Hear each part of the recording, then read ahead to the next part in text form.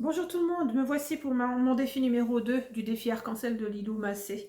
Voilà, donc en fait ce défi numéro 2 qui était hier, dimanche 29 mars, c'était en lien avec une citation de Confucius qui dit On n'a que de vie et la deuxième commence quand on se rend compte qu'on n'en a qu'une ». Effectivement, c'est une bonne prise de conscience à avoir, hein, parce que je pense qu'en ces temps, on court trop, on cherche trop à performer, hein, au lieu d'être vraiment dans ce que l'on vit. Voilà, on est toujours à la recherche de quelque chose que l'on n'a pas, au lieu de se pencher sur des choses que l'on a. Ça me fait remonter un petit peu, moi, l'idée sur la vidéo des blessures de rejet que j'ai fait, qui a été vue plus de 20 000 fois.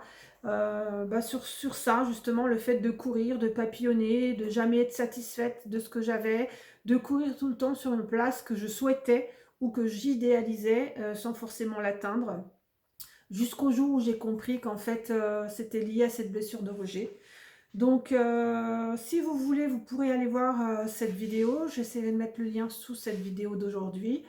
Voilà, donc effectivement, moi j'essaye de vivre au jour le jour ma vie. Je me projette hein, dans des projets, des rêves, etc., comme tout à chacun, en faisant aussi attention à la loi d'attraction. Voilà, ça c'est important pour moi, de pouvoir aligner mes pensées et mes actes en fonction de ça.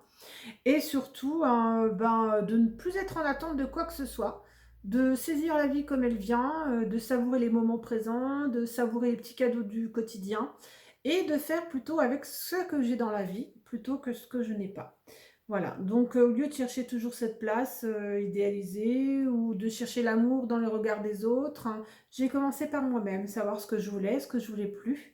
Donc du coup, ça m'a permis de poser vraiment des actes en fonction de ça, voilà. Et depuis cette prise de conscience, en fait, je ne me pose même plus la question si j'ai, qu'une seule vie ou pas, si j'en aurai plusieurs après, ou pas, je vis vraiment cette vie-là pleinement. Voilà, j'ai, autour de moi des personnes, que je souhaitais garder, dans mes relations qui sont toujours là. J'ai fait le tri des personnes qui étaient là par intérêt ou, pour qui, je n'avais aucun intérêt. Donc du coup, pareil, ce sont des personnes qui ont disparu de ma vie. Je tends vraiment vers des relations plus saines, plus riches en émotions, en partage, hein, surtout dans le non-jugement et j'essaye au maximum d'être dans l'amour inconditionnel. C'est pas toujours facile parce que j'ai encore des petites choses qui remontent. Mais voilà, quoi dire de plus sur cette journée du défi numéro 2. Voilà, donc on parle de faire un bilan personnel de sa vie, donc c'est ce que moi j'ai compris, hein.